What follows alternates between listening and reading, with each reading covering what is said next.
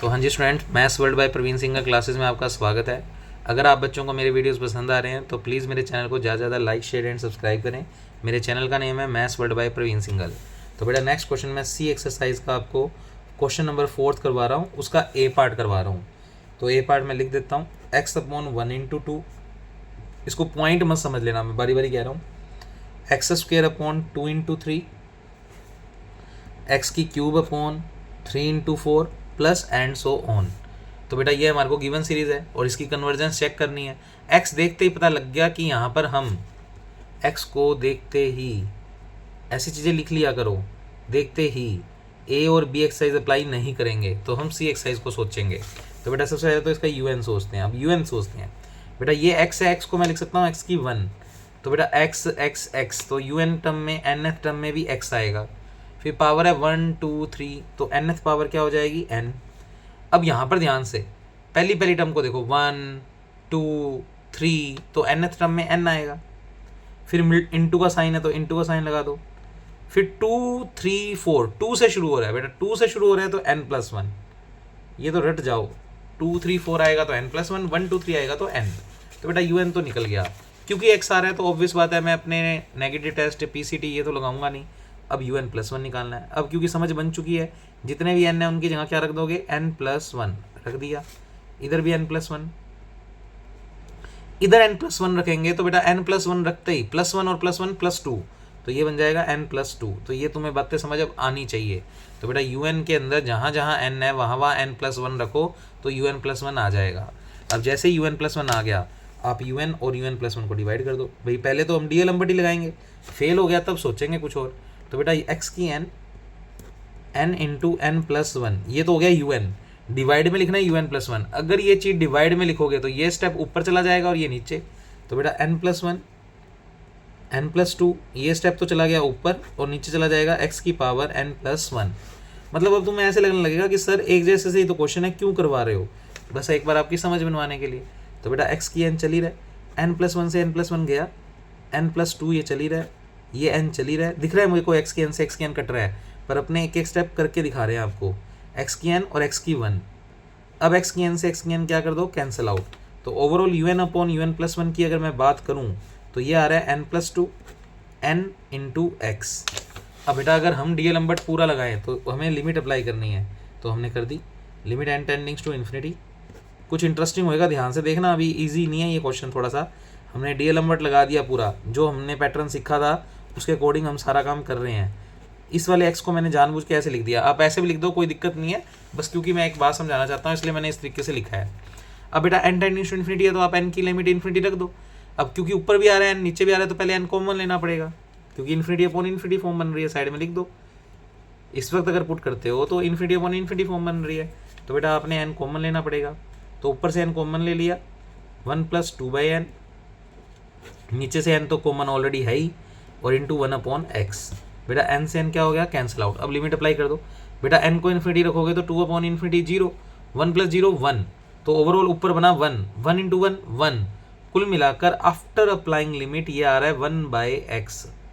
अब क्वेश्चन में भले ही x का मान 0 से बड़ा है, पर आप सोचो x का मान 0 से बड़ा और अगर कोई बच्चा x की वैल्यू 1 सोच ले तो बेटा यहाँ पर x को 1 रखोगे तो 1/1 यानी 1, और डी एल एम्बर्ट लगाने पर अगर वैल्यू 1 आती है तो टेस्ट फेल भी हो सकता है। अच्छा x अगर 0 से बड़ा है तो कोई बच्चा x का मान 2 सोच सकता है। अगर x का मान 2 सोचते हैं तो 1/2 आएगा आंसर। 1/2 k की वैल्यू, भाई x को 2 रखेंगे तो ये ओवरऑल 1/2, और डी एल एम्बर्ट के अकॉर्डिंग उसका नाम k होता है, तो k का मान 1/2 आ गया। 1/2 का मतलब 1 से छोटा, तो सीरीज डाइवर्जेंट भी हो सकती है। और अगर कोई बच्चा x का मान 1/2 सोच ले, 1/2 भी तो 0 से बड़ा होता है भाई, 1/2 का मतलब होता है 0.5, 0.5 0 से बड़ा ही होता है। और अगर कोई बच्चा x का मान 1/2 रखेगा तो बेटा नीचे 1/2 रखोगे तो ओवरऑल ऊपर बन जाएगा 2, वो आएगी k की वैल्यू, और k की वैल्यू 2 आने का मतलब 1 से बड़ी, तो सीरीज कन्वर्जेंट भी हो सकती है। इसका मतलब यहाँ पर क्वेश्चन x पे डिपेंड कर रहा है। तो डी एल एम्बर्ट जब आपने पूरा लगा दिया तो आफ्टर अप्लाई करने के बाद आपकी वैल्यू जो k की आ रही है वो कुछ ऐसी आ रही है जो x पे डिपेंड कर रही है। तो यहाँ पर आप पहले केस बनाओगे। केस क्या बनाओगे, अगर ये पूरा मान 1 से बड़ा तो सीरीज डी एल एम्बर्ट के अकॉर्डिंग कन्वर्जेंट, अगर ये पूरा मान 1 से छोटा तो सीरीज डाइवर्जेंट, और अगर ये पूरा मान इक्वल टू 1 तो टेस्ट फेल। और जिस पॉइंट पर टेस्ट फेल हुआ है वहाँ पर उस पॉइंट के लिए हम चेक करेंगे कि सीरीज कन्वर्जेंट होएगी या डाइवर्जेंट। बाकी दो में तो आ ही गया, अगर ये मान पूरा पूरा एक से बड़ा मान लें तो कन्वर्जेंट आ गई, अगर ये पूरा मान एक से छोटा मान लें तो डाइवर्जेंट आ गई। पर अगर इक्वल टू 1 मान लें तो उस केस में x की वैल्यू क्या आएगी, और उसके ऊपर हम वापस चेक करेंगे कि सीरीज कन्वर्जेंट है या डाइवर्जेंट। तो सबसे पहले तो लिखने का तरीका, बेटा ये डी लंबट पूरा लग गया और लगने के बाद आंसर आया 1/x। अब क्योंकि ये क्वेश्चन x पे डिपेंड कर रहा है तो हम लिखेंगे हेयर, जब हमने लिमिट लगाई n tendings to infinity un/un+1 पे, तो इक्वल टू में आया 1/x। That means D'Alembert ratio test depends on x। अब ये क्वेश्चन किस पे डिपेंड कर रहा है, x पे, और अगर x पे डिपेंड कर रहा है तो हमें यहाँ पर पहले केस बनाने पड़ेंगे। तो बेटा थोड़ा सा ध्यान से देखेंगे। केस नंबर 1, केस फर्स्ट क्या बनाओगे, डी लंबट के अकॉर्डिंग अगर ये पूरा मान एक से बड़ा मान लें, इफ 1/x ग्रेटर देन 1, अगर ये पूरा रिजल्ट एक से बड़ा हो जाए, दैट मीन्स हम k की वैल्यू कह रहे हैं एक से बड़ी, तो आपकी गिवन सीरीज फिर डी लंबट के अकॉर्डिंग क्या हो जाएगी, convergent.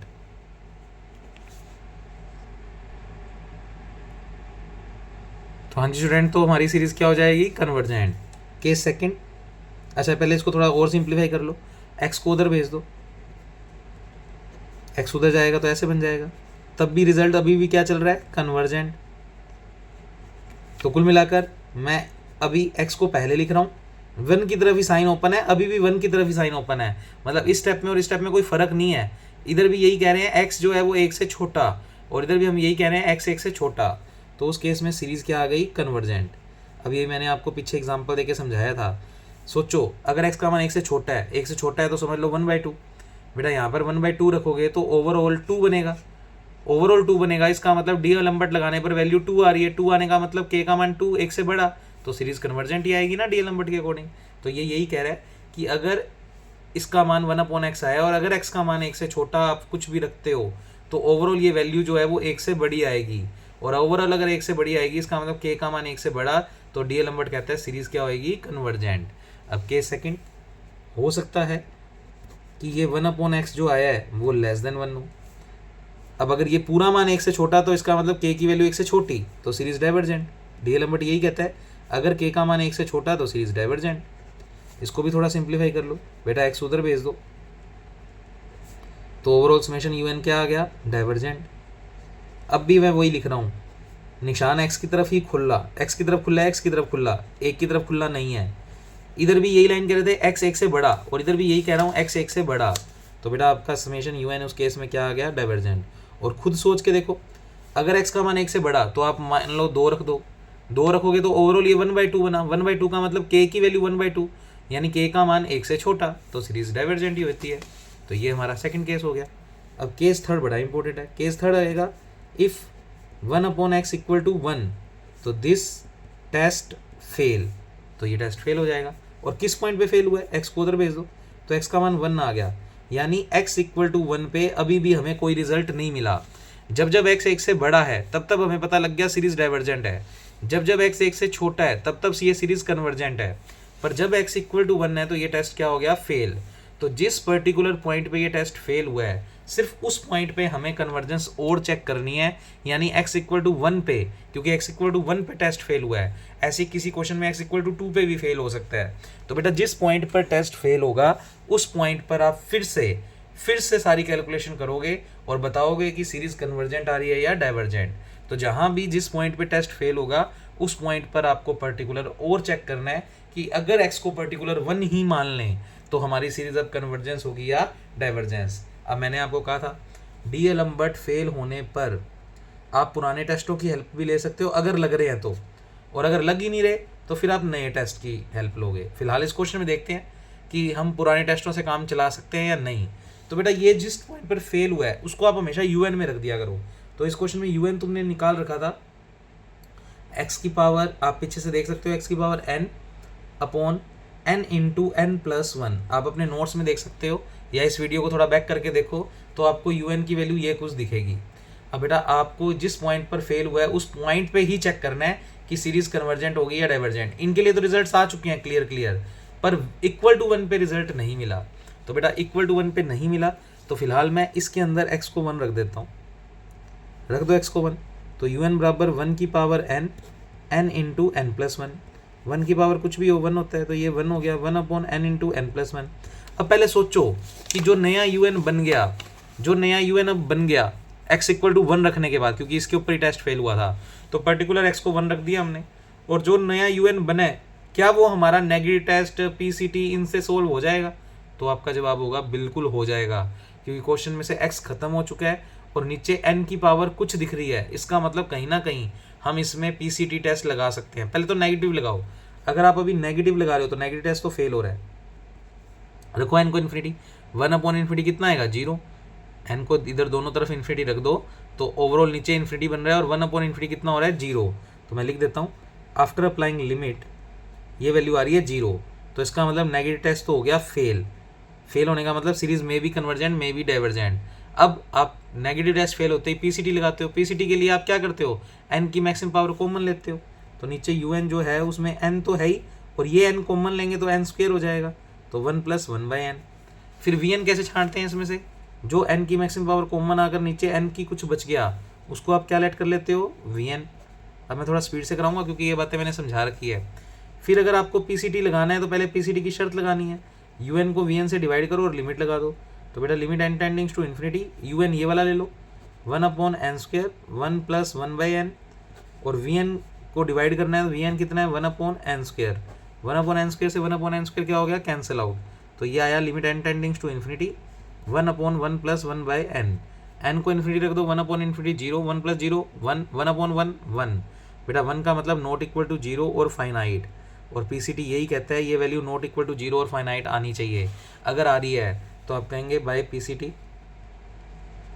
Both are same nature, un और vn दोनों की नेचर अब क्या होएगी सेम। ये केस चल रहा है जब x का मान पर्टिकुलर 1 रख दिया, क्योंकि 1 रखने के बाद ही ये कैलकुलेशन चल पाई है। जब x को 1 रखा ही नहीं था तब तो हमने डीएल नंबर लगाया ही था, क्योंकि तब तो पुराने टेस्ट लग ही नहीं रहे थे। अब जैसे ही x को 1 रखा तो कोई ऐसी चीज़ बन गई जिसमें नेगेटिव टेस्ट तो फेल हो गया पर आगे पीसीटी लग गया, यानी पुराने टेस्ट काम आ गए। तो बेटा पुराने टेस्ट काम आ गए तो बोथ की नेचर क्या होएगी सेम। अब हमेशा आप vn वाली को n की p से कंपैरिजन कर देते हो, तो vn है 1 अपॉन एन स्क्वायर, इसको कंपैरिजन करोगे 1 अपॉन एन की p, तो p का मान कितना दिखाई दे रहा है 2, और p टेस्ट कहता है अगर p का मान 2 यानी 1 से बड़ा तो आपकी सीरीज vn क्या हो जाएगी कन्वर्जेंट, और pct पास हो चुका है तो pct कहता है दोनों की नेचर सेम होएगी। अगर vn कन्वर्जेंट तो un भी कन्वर्जेंट। तो un कन्वर्जेंट कब आया है जब पर्टिकुलर x का मान क्या था 1। अब बच्चों का आंसर गलत क्यों माना जाता है, सुनो मेरी बात। तो ये सीरीज कन्वर्जेंट आ गई जब x का मान पर्टिकुलर 1 था।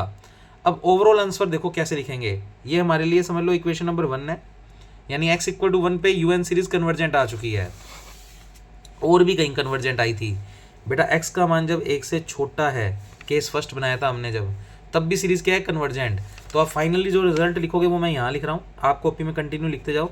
हैंस फाइनल रिजल्ट क्या है, इफ x लेस देन 1 और इक्वल टू 1, तो ऐसे इक्वल का साइन लगा दो, तो उस केस में तो सीरीज आ रही है कन्वर्जेंट।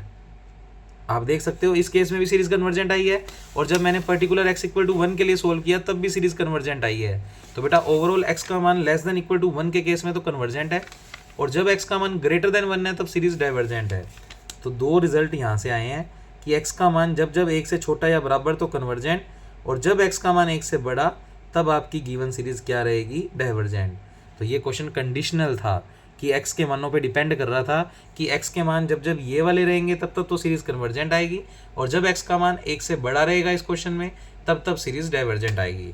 तो आप कई बार यहाँ तक करके छोड़ देते हो बेटा, और फिर कहते हो हमारे पेपर में नंबर नहीं आए। वो नंबर इसीलिए नहीं आए क्योंकि आपने फाइनल रिजल्ट तो लिखा ही नहीं, और टीचर ने अगर पीछे से आंसर देखे हैं तो वो तो फाइनल रिजल्ट देखेगा, और फाइनल रिजल्ट देखेगा तो उसको दिखेगा ही नहीं है वाला रिजल्ट, तो इसलिए वो गलत कर देता है। तो ये बातें आपको ध्यान रखनी है। जब क्वेश्चन x पे डिपेंड करेगा तो लास्ट में फाइनल सारे आंसर निकालने के बाद आप इस तरीके से उनको इकट्ठा करके एक फाइनल आंसर लिख कर दोगे। तो ये बात आपको शायद समझ में आ गई होगी। नेक्स्ट क्वेश्चन कर रहे हैं इसी वीडियो में, क्वेश्चन नंबर 5। तो ये था फोर्थ का ए पार्ट, बी पार्ट आप खुद करोगे। अब मैं करवा रहा हूँ आपको क्वेश्चन नंबर 5। तो बेटा ध्यान से देखेंगे क्वेश्चन नंबर 5। क्वेश्चन नंबर 5 थोड़ा सा अच्छा है, इसका यूएन सोचना बड़ा मुश्किल है। तो 1 plus 2/5 x plus 6/9 x square plus 14/17 x cube 30/33 x की power 4 plus and so on. तो बेटा ये है। अब बेटा इसका यूएन सोचने के लिए मैं आपको थोड़ी सी समझ बनवाता हूँ। समझ सुनना क्या क्वेश्चन तो ये है। पहली बात तो ऑब्वियस बात है, एक्स स्क्वायर एक्स क्यूब और इसमें एक्स नहीं है, तो मैं फर्स्ट टर्म को तो लीव कर रहा हूँ, कर सकता हूँ। अब बचा हुआ जो क्वेश्चन है उससे आंसर सोचते हैं, उससे यूएन सोचते हैं। पहले देखो एक्स आ गया, सी एक्सरसाइज का क्वेश्चन है। डीएल नंबर तो मैं लगाने वाला हूँ, डीएल नंबर तो मैं लगाऊंगा, पर डीएल नंबर लगाऊंगा तो तब ना जब यूएन होएगा मेरे पास। फिलहाल मेरे पास यूएन नहीं है, तो बेटा इसमें सबसे पहले मेरे को यूएन सोचना है। अब यूएन या तो रट्टा मार दो जो मैं इस क्वेश्चन में लिखवाऊंगा, और अगर रट्टा नहीं मारना चाहते तो थोड़ी समझ बना सकते हो, अपनी इन सीरीज को समझ सकते हो। देखो अगर ऊपर आप ध्यान से देखो तो 2 के बाद 6 आ रहा है तो 4 का गैप है, 6 के बाद 14 आ रहा है तो 8 का गैप है। तो मैंने एक हिंट लगाया, ये जरूरी नहीं है आपके दिमाग में आता, तो थोड़ा ध्यान से सुनेंगे। 2 4 8 16 32। अगर मैं आप लोगों से इस सीरीज की nth टर्म पूछूं तो बेटा हर बार जो है 2 की पावर बढ़ रही है। जैसे 2 की पावर 1 2 हो गया, 2 की पावर 2 4 हो गया, 2 की पावर 3 8 हो गया। तो इसका nth टर्म अगर आप सोचेंगे तो 2 की पावर n। अब सोचो अगर इस पूरी सीरीज में से मैं 2 घटा दूं, यानी 2 में से 2 घटा दूं 0, 4 में से 2 घटा दूं 2, 8 में से 2 घटा दूं 6, 16 में से 2 घटा दूं 14, 32 में से 2 घटा दूं 30। तो देखना 2 6 14 30, 2 6 14 30, जीरो को भूल जाओ एक बार, 2 6 14 30, यही तो मेरी सीरीज है। तो आप कह सकते हो इस सीरीज में से 2 घटाया है, तो जब इस सीरीज का nth टर्म ये है तो इस सीरीज का nth टर्म क्या हो जाएगा, 2 की पावर n में से 2 को क्या कर दिया माइनस। तो बेटा ये थोड़ा मैंने सोचने का तरीका बताया आपको। ऐसे नीचे वाली सीरीज सोचते हैं 5 9 17। अब 5 9 17, तो बेटा सोचो अगर इसमें एक एक टर्म बढ़ा दूं, अगर इस पूरी सीरीज में +1 कर दूं, तो बेटा ये बताओ 2 क्या बन गया 3, 4 क्या बन गया 5, 8 क्या बन गया 9, और नीचे यही सीरीज है। 3 तुम्हें नहीं दिख रहा फिलहाल, 5 से शुरू हो रही है, तो 5 से शुरू हो रही है तो 5 आ रहा है 9 आ रहा है, ऐसे 16 में 1 जोड़ोगे तो 17, यानी 2n+1। क्योंकि मैंने ये वाली सीरीज में जब +1 किया तब मेरे को ये रिजल्ट्स मिल रहे हैं, तो इसका यूएन इस तरीके से सोचा है मैंने। नहीं तो आप फिर डायरेक्ट याद रख लो। एक या दो ही क्वेश्चन है जिनके यूएन आपको याद रखने हैं, मतलब समझ नहीं आएंगे, इसलिए आपको इसके यूएन डायरेक्ट याद रखने हैं। तो बेटा इसका यूएन ऊपर चल रहा था 2 6 14 30, उसका तो है 2 की n -2। अब अभी करेक्शन करूंगा मैं थोड़ी सी, ये सिर्फ हिंट दिया कि इस टाइप का होगा, इस टाइप का होगा, पर क्या यही होगा वो सोचेंगे। अच्छा नीचे है 5 9 17 33, नीचे है तो डिवाइड का निशान, और उसकी वैल्यू हमने सोची है 2 की n+1। अभी सिर्फ सोची है, पर ये सही है या नहीं वो अभी देखते हैं। अच्छा x की 1 x की 2, तो पहले तो x आ रहा है तो इसमें भी x आएगा nth टर्म में। पावर 1 2 3 4, तो nth पावर क्या हो जाएगी n। अब एक बार ये सारा रखने के बाद वैल्यू निकाल के देख लिया करो।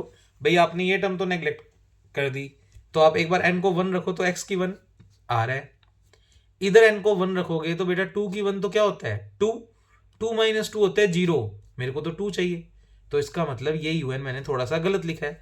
तो यहाँ पर अगर मैं सोचो n+1 कर दूं, एक बार सोचो, अब n को 1 रखो जरा एक बार, तो x की 1 बिल्कुल आ रहा है, n को 1 रखेंगे तो 2 की 1+1 यानी 2, 2 की 2 हो गया 4, 4 - 2 2 बिल्कुल आ रहा है। अब नीचे वाला 5 और चेक करो आ रहा है या नहीं आ रहा। बेटा फिलहाल अगर मैं n को 1 रखता हूं तो 2 की पावर 1 का मतलब 2, 2 + 1 3, तो बेटा नीचे भी n की जगह क्या लिखना पड़ेगा n+1। अब n की जगह अगर 1 रखोगे तो 2 की पावर 2 बनेगा यानी 4, 4 + 1 5 बिल्कुल बन रही है। इसका मतलब ये प्रॉपर यूएन है। तो पहले यहाँ से थोड़ा सा हिंट लिया, फिर उस हिंट से रख के देखा तो बात बनी नहीं, तो उसको थोड़ा करेक्ट किया और इस तरीके से यूएन बनाया। अब चाहो तो डायरेक्ट रट लो और चाहो तो इस तरीके की चीज़ लिख के समझ लो। तो बेटा दैट इज़ यूएन। अब यूएन आते ही क्योंकि अपने एक्स आ रहे हैं तो ऑब्वियस बात है इसके अंदर अपने को कहीं ना कहीं डीएल नंबर लगाना पड़ेगा। तो आप पूरे क्वेश्चन में n की जगह n+1 रिप्लेस करके un+1 निकाल लो। तो बेटा un+1 अगर मैं निकाल लूँ तो यहाँ पर n की जगह n+1 रखूँगा तो n+2 हो जाएगा। तो अब ये बातें तुम्हें समझ आ रही हैं, इसलिए मैं डायरेक्ट लिख रहा हूँ 2 की पावर n+2। इधर n है ही नहीं तो माइनस का 2 एज इट इज़, नीचे n की जगह n+1 रखूँगा तो +1 और +1 +2 हो जाएगा। तो 2 की पावर n+2, +1 चल ही रहा है, और x की पावर भी हो जाएगी n+1। अब हमें अगर डीएल नंबर लगाना है तो un को un+1 से करना होता है डिवाइड, तो बेटा यू एन को यू एन प्लस वन से डिवाइड, पहले तो यू एन बुला लो पूरा का पूरा, 2 की power n plus one minus 2 की power n plus one plus one into x की पावर n, ये तो है यू एन। अब डिवाइड में लिखना है यू एन प्लस वन। अब ये चीज़ स्टेप ध्यान से करना बेटा, ये पूरा स्टेप अगर आप डिवाइड में लिखोगे तो ये टर्म तो जो है वो तो आएंगी कहाँ, ऊपर, और ये टर्म कहाँ आएंगी, नीचे। सोचो ये पूरा स्टेप उठाकर आप डिवाइड में ले जाओगे तो बेटा ये टर्म तो चली जाएगी ऊपर, तो कौन सी टर्म ऊपर जाएगी, ये वाली 2 की power n plus two plus one, और नीचे क्या जाएगा, ये वाला पूरा स्टेप 2 की power n plus two minus 2 x की पावर n प्लस वन। जिनको नहीं समझ आता वो डिवाइड करके देख लिया करो, अपने आप तुम्हें ये रिजल्ट तो समझ आएंगे। अब क्योंकि हमें बहुत क्वेश्चन हो गए करते हुए, तो जो जो चीज़ें कट रही है डायरेक्ट वो समझो बेटा। यहाँ से मैं 2 की पावर n कॉमन ले रहा हूँ इतने इतने स्टेप में से, तो समझना क्या बनेगा, u N upon you N plus one, 2 की पावर n कॉमन ले रहा हूँ सिर्फ, तो ये 2 की 1 का मतलब 2 बच गया, और यहाँ पर 2 की पावर n है ही नहीं, तो आप लिखोगे 2 अपॉन 2 की पावर n। ये मैंने 2 की पावर n कॉमन लिया है इतने इतने ब्रैकेट में से। अच्छा, x की n से x की n कैंसिल आउट हो गया, पर नीचे x की 1 बचा हुआ है, यानी साइड में 1 अपॉन x बचा हुआ है। ऊपर तो 1 चल रहा है और नीचे x की 1, यानी ये। अच्छा, इस ब्रैकेट में 2 की पावर n कॉमन ले लो। अगर 2 की पावर n कॉमन ले रहे हो, क्योंकि n पावर ही कॉमन लेते हैं हम बेसिकली, तो 2 की 2 यानी 4, मैं एक बार ऐसे लिख देता हूँ तुम्हारे लिए, और 1 के पास है ही नहीं, तो 1 अपॉन 2 की पावर n, फिर डिवाइड का साइन। ऐसे इसमें से भी 2 की पावर n कॉमन ले रहा हूँ, तो ये 2 की पावर 1 यानी 2, और 1 के पास तो है ही नहीं 2 की n, तो इसको इस तरीके से लिख देंगे। ऐसे इसमें से भी 2 की n कॉमन ले लूँ, तो ये 2 की 2 माइनस 2 अपॉन 2 की पावर n। तो बड़े आराम से ये स्टेप आप लिख सकते हो, बेसिक मैथ्स हैं ये बेटा। इसके बाद 2 की n से सारी 2 की n क्या होगी, कैंसिल आउट। अब अगर डी एल लगा रहे हो तो आप इसके ऊपर लिमिट लगा दो n tendings to infinity, U N upon you N plus one, तो इस तरफ भी लिमिट लगा दोगे। अब यहाँ पर लिमिट लगा दी समझो, और देखो क्या बचता है बेटा, n को अगर इन्फिनिटी रखता हूँ तो 2 की इन्फिनिटी क्या होता है, इन्फिनिटी, और 2 अपॉन इन्फिनिटी कितना होता है, 0, तो 2 माइनस 0 2, तो ये तो आफ्टर अप्लाइड लिमिट 2 आएगा। ऐसे ये 4 आएगा, क्योंकि 2 का स्क्वायर 4 होता है, और ये स्टेप 0 बन जाएगा लिमिट लगाने के बाद। इधर ये स्टेप 0 बन जाएगा, तो क्या बचेगा नीचे 2, और ऐसे ये 4 इंटू 1 अपॉन एक्स भी बचेगा ये वाला। फिर बेटा ये सब तो कट गए, तो कुल मिलाकर आंसर आ गया 1/x। पिछले क्वेश्चन की तरह फिर से वही 3 केस बनाओगे, क्योंकि हमें तो x सिर्फ 0 से बड़ा दे रखा है। अगर x 0 से बड़ा है तो मैंने पिछले क्वेश्चन में पूरा डिटेल में समझाया है, तो बेटा यहाँ पर 3 केस बना दो। वही case first, if 1 upon x greater than 1 तो सीरीज कन्वर्जेंट। अब इसको वही थोड़ा सिंप्लीफाई कर लो, x को उधर भेज दो, तो 1 greater than x series convergent. फिर यही चीज लिखो पर थोड़ा तरीके से, x लेस देन 1 तो सीरीज कन्वर्जेंट। यही स्टेप लिखा है वापस, पिछली वीडियो में ढंग से समझा चुका हूँ, इसलिए इसको थोड़ा फास्ट कर रहा हूँ। फिर सेकंड, हो सकता है 1 अपॉन एक्स का मान लेस देन 1 हो, तो उस केस में सीरीज डाइवर्जेंट। ऐसे उस एक्स को उधर भेज दो तो सीरीज डाइवर्जेंट। मतलब ये काम आज घर पे आप, जब मैं आपको होमवर्क दूंगा तो बहुत बार करना पड़ेगा। यही स्टेप सही तरीके से लिख रहा हूँ, एक्स 1 से बड़ा तो सीरीज डाइवर्जेंट। अब तीसरा केस बनता है बेटा, जब ये चीज़ इक्वल टू 1 हो, यानी 1 अपॉन एक्स इक्वल टू 1, तो ये टेस्ट क्या हो गया, फेल, दिस टेस्ट फेल। अब अगर ये टेस्ट फेल तो कितने पे हुआ है, x इक्वल टू 1 पे। मैं ये कह रहा हूँ, ये रट मत लेना कि 1 के ऊपर ही फेल होता है, किसी किसी क्वेश्चन में 2 या 3 पे भी फेल हो सकता है। जिस भी पॉइंट पे फेल होगा आप सिर्फ उस पॉइंट पे अलग से कन्वर्जेंस और चेक करोगे। और मैंने कहा था जब भी डार्ट यानी डीएल-लैम्बर्ट रेशियो टेस्ट फेल हो तो आप ये वाली वैल्यू, ये वाला पॉइंट यूएन में रख के देख लिया करो कि पुराने टेस्ट लग रहे हैं या नहीं। अगर नहीं लग रहे तो बेटा राब्बे टेस्ट लगाने का ही हमारे पास नेक्स्ट ऑप्शन रहेगा, और वो हम निकालेंगे यूएन अपॉन यूएन प्लस 1 पे। यानी यूएन अपॉन यूएन प्लस 1 जो भी सोल्व करके निकाला हुआ है उसमें एक्स के बदले 1 रख दो और फिर राब्बे लगा दो पूरा। तो बेटा फिलहाल पहले तो हम पुराने टेस्ट सोचेंगे, तो उसके लिए आपको यूएन में रखना होता है। तो बेटा यूएन आपका ये रहा, और इसमें एक्स को पर्टिकुलर क्या रख दोगे, 1। तो मैं पहले यूएन बुला लेता हूँ। तो बेटा नाउ पहले आप ये सोचेंगे पुराने टेस्ट लग रहे हैं या नहीं लग रहे। तो बेटा यूएन की वैल्यू की बात करूँ, 2 की power n plus 2 n plus 1 minus 2, आप अपने वीडियो में थोड़ा सा बैक करके देख सकते हैं। ये आपने यूएन निकाला था इस क्वेश्चन में। पर्टिकुलर मैं एक्स को क्या पुट कर रहा हूँ, 1 की पावर n, 1 की पावर n 1 ही होता है। तो कुल मिलाकर ये बन जाएगा 2 की पावर n प्लस 1 माइनस 2, 2 की पावर n प्लस 1 प्लस 1, और 1 की पावर n का मतलब हो गया 1। तो ये खत्म हो गया कहने का मतलब। तो कुल मिलाकर बचा 2 की पावर n प्लस 1 माइनस 2 और नीचे 2 की पावर n+1 +1। अब जो बच्चा सोच रहा है कि मैं इसमें नेगेटिव टेस्ट लगा दूं, तो बेटा नेगेटिव टेस्ट लगा तो दो, पर उससे आपके पास बेनिफिट नहीं होगा, क्योंकि नेगेटिव टेस्ट लगाने के लिए लिमिट लगाओगे n टेंडिंग टू इन्फिनिटी, और n पावर में है आज। अगर n मल्टीप्लाई में होता ना, फिर तो हम कॉमन लेकर मैक्सिमम पावर कैंसिल आउट कर देते। तो ये बात तो हमेशा के लिए याद कर लो, जब भी वो पावर में हो n, तो उस टेस्ट में नेगेटिव टेस्ट तो लगाओ मत, कोई फायदा नहीं होगा। नहीं सॉरी, नेगेटिव टेस्ट लग जाता है, इनमें लग जाएगा। सोचो कैसे, पहले नेगेटिव टेस्ट ही लगा के देखो। तो बेटा अगर मैं नेगेटिव टेस्ट लगाऊं यहाँ पर, तो limit n tending to infinity un, यानी मैं n टेस्ट लगा रहा हूँ। तो कर दो इधर भी limit n tending to infinity, 2 की पावर n कॉमन ले लिया, तो ये 2 की 1 बचा, और यहाँ पर 2 की n था ही नहीं इसके पास, तो 2/2 की पावर n। नीचे भी 2 की n कॉमन ले लिया, तो 2 की 1 यानी 2, और 1 के पास है ही नहीं, तो 1/2 की पावर n। अब बेटा 2 की n से 2 की n क्या हो गया, कैंसिल आउट। n को अगर इन्फिनिटी रखूंगा तो 2 की इन्फिनिटी इन्फिनिटी, और 2/इन्फिनिटी 0, तो 2 - 0 2। आफ्टर अप्लाइंग लिमिट ऊपर तो बना 2, और नीचे भी अगर मैं n को इन्फिनिटी रखूंगा तो 2 की इन्फिनिटी इन्फिनिटी, 1/इन्फिनिटी 0, और 2 + 0 2। ओवरऑल बेटा कट कटाकर 1। इसका मतलब un पर लिमिट लगाने पर इक्वल टू 1 आ गया, जो कि नॉट इक्वल टू 0 है। तो by negative test this series un is divergent. Negative test divergent बताता है अगर मान नॉट इक्वल टू 0 आ जाता है तो। और पर्टिकुलर ये x इक्वल टू किस पे आया है, 1 पे। अब फाइनल रिजल्ट लिखना नहीं भूलना, तो आप फाइनली हैंस करके रिजल्ट लिखोगे क्या, इफ x लेस देन 1 तब तो सीरीज कन्वर्जेंट। तो इस क्वेश्चन में x जब जब 1 से छोटा है तब तो ये सीरीज पूरी कन्वर्जेंट रहेगी, यानी x के मान जो भी 1 से छोटे होते हैं उन सब के लिए ये सीरीज कन्वर्जेंट है। और दूसरा, इस बार इक्वल टू 1 पे डाइवर्जेंट आई है, और एक बार ग्रेटर देन 1 पे डाइवर्जेंट आई है। तो ओवरऑल आप कहोगे if x greater than equal to 1, तो आपकी गिवन सीरीज क्या हो जाएगी बेटा, डाइवर्जेंट। इस तरीके से आप पूरा कंप्लीट आंसर लिखोगे।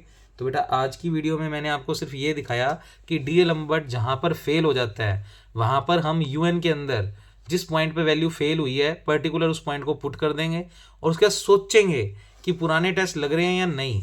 अब जैसे कल मैं जो क्वेश्चन कराऊंगा उसमें पुराने टेस्ट नहीं लग रहे होंगे, तो फिर मैं राब्बे लगा कर आगे क्वेश्चन सोल्व करूंगा, और राब्बे लगाते ही वो पास हो जाएगा और हमें कोई ना कोई रिजल्ट मिल जाएगा। तो बेटा वो नेक्स्ट वीडियो में करेंगे। Okay, thank you class.